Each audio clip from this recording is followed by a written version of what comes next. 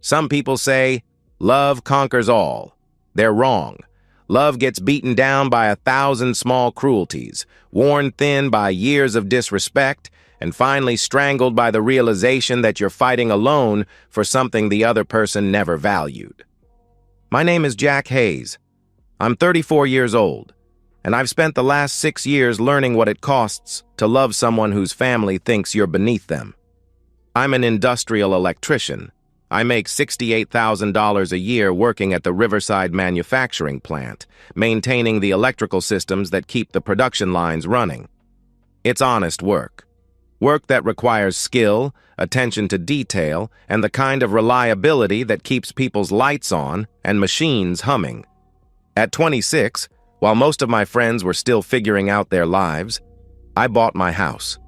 A modest 3-bedroom ranch on Maple Street with a 2-car garage and a backyard big enough for a garden. I paid it off in 8 years through overtime shifts, weekend side jobs, and living below my means. No mortgage, no debt, just a man who built something solid with his own hands and sweat. But none of that mattered to Gloria Palmer. To her, I was just the electrician who married her daughter. I met Vanessa 8 years ago at a 4th of July barbecue thrown by my buddy Mike from work. She was 26, managing a clothing store at the mall, with laugh lines around her green eyes and auburn hair that caught the sunlight. I was 26, still an apprentice electrician with calloused hands and work boots that had seen better days. She was sitting on Mike's back porch, nursing a beer and watching the kids run around with sparklers. I walked over, introduced myself, and we talked until the fireworks started. She didn't flinch when I told her what I did for a living. "That's cool," she said, and I could tell she meant it. "You actually fix things, build things. That's more than most people can say." Our courtship was genuine, real. Vanessa loved that I didn't pretend to be something I wasn't. She'd drive over after her shifts at the store, and we'd sit on my couch eating takeout and watching old movies. She said I was authentic, her word. For 2 years, it was just us, simple, honest, good. Then I met Gloria. "So you're an electrician," she said the first time Vanessa brought me to Sunday dinner. The way she pronounced it made it sound like a disease. Her eyes traveled from my collared shirt, my best one, to my work boots, which I'd scrubbed clean but couldn't make look new. "Yes, ma'am. Industrial electrician at Riverside Manufacturing," I replied. "I see." She turned back to Vanessa. "And how long have you two been seeing each other?" That dinner set the pattern for everything that followed. Gloria's tight smiles in wedding photos, her pointed comments about practical careers versus professional advancement, the way she'd steer dinner conversation toward Vanessa's brother Jason, the financial analyst, and his wife Kelly, the registered nurse. "Jason just got another promotion," she'd announce, looking directly at me. "Regional manager now. Kelly's working toward her nurse practitioner license. They're really building something together." The implication was always clear. Unlike you and my daughter. For the first 3 years of our marriage, I endured those family dinners. I sat at Gloria's table, ate her pot roast, and let her snide comments roll off my back because I thought it would get better. Because I loved Vanessa enough to believe that time would change things. It didn't. After 3 years of Gloria's passive-aggressive warfare, I stopped going to family events. Vanessa would drive to her parents' house alone while I stayed home, feeling both relieved and abandoned. She'd return with updates I didn't ask for and apologies I didn't want to hear. "She doesn't mean anything by it, Jack. That's just how she is," she would say. But I knew exactly what Gloria meant. Every word was calculated, designed to make me feel small, to remind me that in her eyes, her daughter had married down. 2 years into our marriage, Vanessa quit her job at the store. "I want to focus on our home," she explained. I supported her completely, financially and emotionally. I made enough for both of us, and seeing her happy mattered more than the extra income. But to Gloria, this was fresh ammunition. "She's financially dependent on a blue-collar worker," I overheard her tell her sister Diane during one Christmas gathering. It breaks my heart. Financial dependent, as if taking care of your wife was something shameful. By year 4, the pattern was cemented. Vanessa would visit her family solo. I'd work overtime, fix things around the house, and wait for her to come home with tension in her shoulders and guilt in her voice. The cycle repeated for 2 more years, until last month, when Vanessa approached me about Thanksgiving with hope in her eyes and desperation in her voice. My mom's changed, Jack. I know how that sounds, but she has. She wants to bury the hatchet. She specifically asked me to invite you, she said. I looked at my wife, really looked at her. At 34, Vanessa was still beautiful, but 6 years of navigating between her husband and her mother had worn lines around her eyes. She wanted this to work, needed it to work. One more chance, I said. But this is it, Vanessa. If she starts her usual routine, I'm done. She won't, Vanessa promised. She's ready to move forward. I should have trusted my gut, because the moment I walked through that door, I knew. Gloria hadn't changed at all. She'd just been sharpening her knives. Thanksgiving morning arrived gray and cold as I pulled my truck into the Palmer driveway. Their house stood before us like a monument to suburban success. 2 stories of brick and vinyl siding, professional landscaping, and a 3-car garage. Vanessa had been quiet during the 20-minute drive, occasionally reaching over to adjust my collar. Nervous grooming. She wanted this to go well so badly I could feel it radiating off her. Remember what we talked about, she said as I killed the engine. Clean slate. Fresh start. Howard Palmer answered the door. Vanessa's father, a man who'd perfected the art of passive existence in a house ruled by his wife's opinions. He was 62, soft around the middle, with the perpetually tired expression of someone who'd stopped fighting battles long ago. Jack, good to see you. His handshake was firm but brief. Come in. Gloria's in the kitchen. The dining room table was set for 7. Gloria and Howard, Jason and his wife Kelly, Gloria's sister Diane, and us. The good china was out, crystal glasses catching the light from the chandelier overhead. Jason appeared from the living room, beer in hand, wearing a smile that seemed genuine enough. Glad you could make it. How's work treating you? Can't complain. Busy season with all the holiday shutdowns, I answered. Kelly emerged behind him, petite and blonde with polished appearance. Hi, Jack. It's been forever. She gave me a quick hug that felt obligatory but not unkind. Diane was already seated, Gloria's older sister who'd never married and seemed to live vicariously through her sister's family dramas. Then Gloria swept in from the kitchen, carrying a serving dish of green bean casserole. At 58, she'd maintained her figure through expensive gym memberships and sheer force of will. Her silver hair was styled perfectly, her makeup flawless. Jack, she said, her smile bright and cold as winter sunshine. How wonderful that you could join us.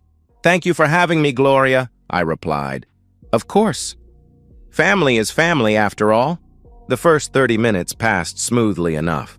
Howard carved while Gloria orchestrated the passing of dishes. The conversation stayed safely neutral. Weather, traffic, holiday shopping plans. I helped myself to turkey and stuffing, kept my mouth busy with food instead of words. Vanessa kept glancing at me, checking my temperature like I might explode without warning. But I was fine. Calm. If Gloria wanted to play nice, I could play along. Then, halfway through the meal, she started. So, Jack, Gloria said, delicately cutting her turkey into precise pieces. Still working at the plant? Yes, ma'am. Same position, but I've taken on more responsibilities.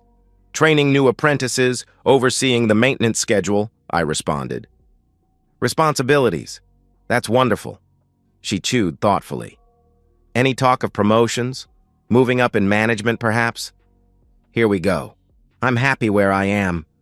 Good pay, good benefits, and I enjoy the work. Oh, I'm sure you do, but surely you must think about advancement. She turned to Jason. Jason just made regional manager, didn't you, sweetheart? Tell Jack about the promotion. Jason shifted uncomfortably. Mom, I'm sure Jack doesn't want to— Nonsense, Gloria interrupted. It's good to share success stories. Jason's managing 12 branch offices now. Base salary of $95,000 plus bonuses. And Kelly just got accepted into the nurse practitioner program. That's great, I said. You should be proud. We are. So proud. Gloria's eyes fixed on mine. It's important to have goals, to keep pushing forward. I suppose it's all relative, though. What's considered good money in one profession might be adequate in another. The table fell silent except for the soft clink of silverware against china. Vanessa's fork had stopped moving. Jason was studying his plate. Howard reached for his wine glass. Mom? Vanessa said quietly. Please. What, dear? Gloria replied innocently. I'm just making conversation. It's wonderful that Jack is content with his position. She wasn't done. I was telling Mrs. Martin from church about you, Jack. When I told her you were an electrician, she said, "Oh, how nice. Those trade workers are so important." Trade workers. As if you were service personnel. My hands tightened around my fork. The people who keep the lights on and the machines running are pretty essential, Gloria. Of course. I didn't mean to imply otherwise, she said, though her tone suggested she meant exactly that. It's just that Vanessa is so bright, so capable. She could have married anyone, someone with real potential, someone who could provide her with the kind of life she deserves. The words hung in the air like smoke. Vanessa's face had gone pale. Jason was shaking his head slightly. Howard had given up pretending to eat. Real potential, I repeated slowly. Professional growth, advancement opportunities, the ability to provide more than just adequacy. Gloria's smile was sharp enough to cut glass. Vanessa is 34 now. She should be thinking about her future. Instead, she's dependent on a man who fixes wires for a living. Something inside me snapped. Not dramatically. Just a clean, quiet break, like a circuit overloading and shutting down. I set down my fork and looked directly at Gloria Palmer. You want to talk about adequacy? My voice was calm, conversational. Let's talk about it. I stood up slowly, my chair scraping against the hardwood floor. I own my house outright. Bought it at 26, paid it off at 34. No mortgage, Gloria. No debt of any kind. How's your mortgage situation? After 30 years in this place, do you and Howard still owe the bank money? Gloria's mouth opened slightly, but no words came out. You want to talk about providing for your daughter? I've supported Vanessa completely for 4 years. She hasn't worked because she doesn't have to work. How much money do you bring into this household, Gloria? Jack, Vanessa started. I held up my hand without looking at her. I'm not finished. I leaned forward slightly, my voice dropping to barely above a whisper. You want to talk about character? I've sat at this table for 6 years listening to your passive-aggressive bullshit. I've endured your snide comments because I love your daughter. But you're a miserable, shallow woman who measures human worth by job titles and tax brackets. Gloria's face had turned red, her carefully composed mask finally slipping. How dare you? How dare I what? I interrupted. Tell the truth? Point out that you've spent 6 years trying to make me feel worthless because your daughter chose a man who actually loves her instead of a paycheck. I straightened up, looking around the table. You know what the difference is between me and the kind of man you think Vanessa should have married? I would never disrespect her the way you've disrespected me. Gloria's eyes filled with tears. Whether from rage or humiliation, I couldn't tell and didn't care. You sit in this house that your husband paid for, eating food bought with his money, and you judge me for being a working man. But at least I work, Gloria. At least I contribute something to the world besides bitterness and disappointment. The silence that followed was deafening. Gloria was crying openly now, her perfect makeup beginning to run. Howard sat frozen. Jason looked like he wanted to disappear. I turned to Vanessa, my wife of 6 years, the woman I'd loved enough to endure all of this for. I'm leaving, I said quietly. You coming? Vanessa's green eyes darted between me and her mother, who was now sobbing into her napkin while Diane awkwardly patted her shoulder. She chose her mother. "Jack, you need to apologize," she said. The words hit me like a physical blow. After everything, after 6 years of insults and undermining and disrespect, she wanted me to apologize. "She's been cruel to me for 6 years, Vanessa." "She's my mother, Jack," she replied. "And I'm your husband." We stared at each other across the ruins of Thanksgiving dinner, across the wreckage of our marriage. "If you don't apologize to my mother," Vanessa's voice was barely audible, "I can't go with you." Something fundamental shifted inside me, like tectonic plates moving deep underground. "Then stay," I said. I walked out of that house and didn't look back. Got in my truck, drove home through empty streets, and sat in my driveway for 10 minutes, waiting for my phone to ring. The phone never rang. I spent Thanksgiving night on my couch, staring at my phone and waiting for a call that never came. The house felt different, bigger somehow, like Vanessa's absence had created physical space where warmth used to be. By midnight, I'd convinced myself she'd walk through the door. She'd realize what had happened, stand up to her mother for the first time in her life, and come home to me. We'd talk it through. Maybe finally have the conversation we should have had years ago. Dawn broke gray and cold, and I was alone. Friday passed in a haze of disbelief. I kept expecting her to appear, to act like the last 24 hours had been some kind of nightmare. I cleaned the house, vacuumed the living room, did the dishes, made the bed we'd shared for 6 years. At 2 in the afternoon, my phone buzzed with a text message. "Staying at my parents' for a few days. Need time to think. Need time to think." Not, "I'm sorry you were disrespected." Not, "I should have defended you." Need time to think. I called her immediately. "Vanessa, what the hell? Come home. Let's talk about this." Her voice was cold, distant, like she was talking to a stranger. "Not until you apologize to my mother." "I will not apologize for defending myself," I said. "Then we have nothing to talk about," she replied.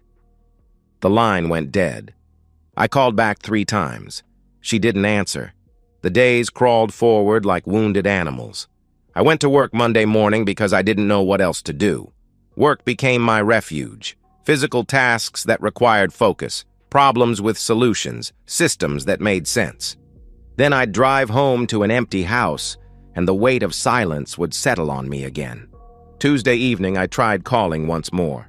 "Vanessa, this is insane. Your mother was completely out of line, and you know it. You humiliated her in her own home," she replied.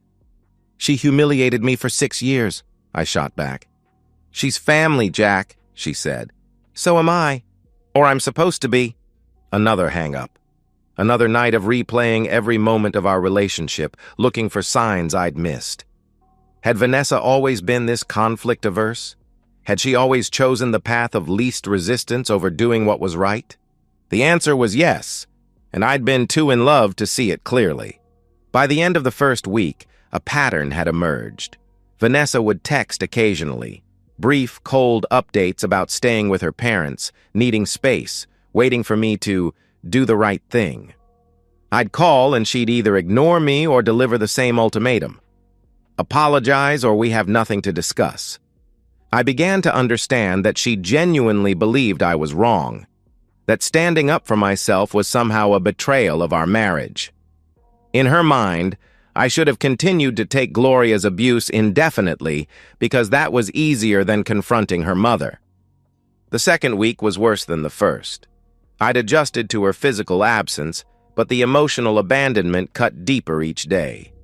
I'd catch myself setting 2 coffee cups in the morning, buying groceries for 2 people. But she wasn't coming home. Not unless I crawled back to Gloria Palmer and begged forgiveness for the crime of self-respect. I started replaying our entire marriage, looking at it through this new lens. How many times had Vanessa chosen her mother's comfort over mine? How many family events had I skipped to avoid Gloria's passive-aggressive warfare? The pattern was everywhere once I started looking. Vanessa was incapable of disappointing her mother. She'd rather sacrifice her husband's dignity, her marriage's foundation, our entire future together, than have one difficult conversation with Gloria Palmer. 3 weeks after Thanksgiving, I bought a book called Emotional Manipulation in Relationships. I read it cover to cover in one sitting, recognizing patterns I'd lived with for years. The subtle gaslighting, the guilt trips. Vanessa wasn't evil, she wasn't calculating, but she was weak. And her weakness had slowly eroded every boundary I'd tried to establish. I thought about couples therapy. Maybe if we had a neutral third party, we could work through this. But even as I considered it, I knew the truth. Nothing would change. Vanessa would sit in therapy and nod at the right moments. But the next time Gloria expressed disapproval, my wife would fold like origami. 4 weeks after Thanksgiving, I was sitting in my truck outside the plant after my shift ended, staring at another text from Vanessa. "My mom is really hurt, Jack. She just wants an apology. Is your pride really worth our marriage?" I read those words 3 times before something crystallized in my mind. She'd gotten it exactly backwards. Her mother's pride was what had started this, and Vanessa's unwillingness to demand that apology was what was ending it. I drove to the office of attorney Patricia Cole that afternoon. Patricia was in her 50s, with steel gray hair and the kind of direct gaze that suggested she'd seen every variation of human stupidity the legal system had to offer. "Tell me what's going on," she said. I explained the whole situation. 6 years of disrespect, a wife who wouldn't defend me, a month-long abandonment because I finally stood up for myself. Patricia listened without interruption. When I finished, she was quiet for a long moment. "How long has she been gone?" she asked. 4 weeks. "Any communication about coming home?" "Only demands that I apologize to her mother." Patricia nodded slowly. "In Virginia, abandonment is grounds for divorce, but more importantly, you need to ask yourself if this marriage is worth saving. From what you've described, the fundamental problem isn't going to change." I sat in that office chair and felt something settle in my chest. Clarity, resolution, peace, maybe. "I want to file for divorce," I said. "The house?" she asked. "Mine before marriage." "Savings?" "Joint account. About 80,000. "This should be straightforward," she explained. "She'll get half the marital assets, the savings, but the house is yours. I'm sure." 1 week later, the papers were ready. I sent them to the Palmer house via certified mail, and then I waited for the explosion. The explosion came 48 hours later. I was replacing a faulty transformer when my phone started buzzing. The first call came at 2:17 p.m. on a Tuesday afternoon. Vanessa's name lit up my screen, but I let it go to voicemail. Then it rang again, and again. By the 4th call, Pete noticed my distraction. "Answer the damn phone, Hayes." I stepped outside into the December cold and called her back. "Jack, what the hell is this?" Vanessa's voice was shrill, panicked, nothing like the cold distance of the past month. "Divorce papers," I said calmly. "You're divorcing me?" she screamed. "Yes." Silence stretched between us, broken only by the distant hum of machinery and the sound of Vanessa's sharp breathing. "You can't be serious. Over an argument? Over one bad dinner?" The casual dismissal of 6 years of systematic disrespect hit me like a slap. One bad dinner. As if the problem had started and ended with Thanksgiving. "It wasn't one bad dinner, Vanessa. It was 6 years of you choosing your mother over me. 6 years of you refusing to defend our marriage," I replied. That's not how it was," she said weakly. "That's exactly how it was. And when I finally stood up for myself, you chose her side. Again." I could hear her crying now, the kind of ugly sobbing that comes when reality hits like a freight train. "We can work this out. We can go to therapy. Please don't do this." I tried to work it out for 6 years. I tried to be patient, understanding, forgiving. It didn't get better. "It won't," I said. "Jack, please." "The terms are simple," I interrupted. "You get half the savings, $40,000. That's it. The house is mine. I bought it before we met. This is insane. You can't just throw away our marriage because you're mad at my mother, she said. Mad at her mother. Even now, she couldn't see it. Couldn't understand that this was about her, about us, about the fundamental breakdown of partnership and respect. Sign the papers, Vanessa. It's the best deal you're going to get, I said. I hung up and immediately blocked her number, not out of anger, but out of necessity. This conversation would repeat endlessly if I let it. 10 minutes later, my phone rang again. Unknown number. Hello? You think you can just throw away my daughter? Gloria's voice was venomous, all pretense of politeness finally abandoned. After everything our family has done for you? Everything our family has done for you. The delusion was so complete, so breathtaking in its scope, that I almost laughed. Your family has done nothing for me except make me feel unwelcome for 6 years, I said. Vanessa deserves better than you. Then she can go find him, I replied, hanging up. I blocked that number too. Then I blocked Howard's number, Jason's, even mutual friends who might try to guilt me back into a marriage that had died the moment my wife chose her mother's feelings over mine. Over the next few weeks, I heard through the grapevine that Vanessa was devastated. Crying constantly, barely eating, living in her childhood bedroom like a teenager. Gloria, according to these same sources, was already talking about better prospects. A lawyer from their church, an accountant who lived in her neighborhood, someone appropriate. The irony was lost on them. Gloria was already planning her daughter's next relationship, while Vanessa grieved the end of this one. I felt nothing when I heard these updates. No satisfaction, no vindication, no lingering hurt. Just a vast sense of relief, like I'd been holding my breath for 6 years and could finally exhale. I started going to therapy myself, not to save my marriage, but to understand how I'd stayed in a relationship that required me to accept disrespect as the price of admission. Dr. Sarah specialized in relationships and self-worth. What kept you there so long? She asked during our 3rd session. I thought love meant sacrificing for the other person, I answered. What about reciprocity? What was she sacrificing for you? I couldn't answer that question, because Vanessa had never sacrificed anything for our marriage. The sacrifice had always flowed in one direction. Healthy relationships require mutual respect, Dr. Sarah explained. When one person consistently prioritizes others over their partner, the relationship becomes unbalanced, unsustainable. The divorce was finalized on March 15th, 3.5 months after Thanksgiving. I signed the papers in Patricia Cole's office, transferred Vanessa's share of the savings to her personal account, and walked out into the spring sunshine a free man. That evening, I sat on my back porch with a beer and felt something I hadn't experienced in years. Peace. My phone had stopped ringing weeks earlier. The drama had ended, the chaos had settled, and what remained was simple, quiet, good. I owned my house. I enjoyed my work. I had friends who respected me. The papers were signed. The marriage was over. And for the first time in 6 years, I could breathe. 6 months after the divorce was finalized, I turned 35 in my own house, surrounded by friends who'd never questioned my worth or made me feel like I needed to apologize for who I was. The transformation hadn't been dramatic. There was no sudden enlightenment, no moment of triumphant revelation. Instead, it was like slowly recovering from a long illness, strength returning gradually, colors becoming brighter, sleep coming easier.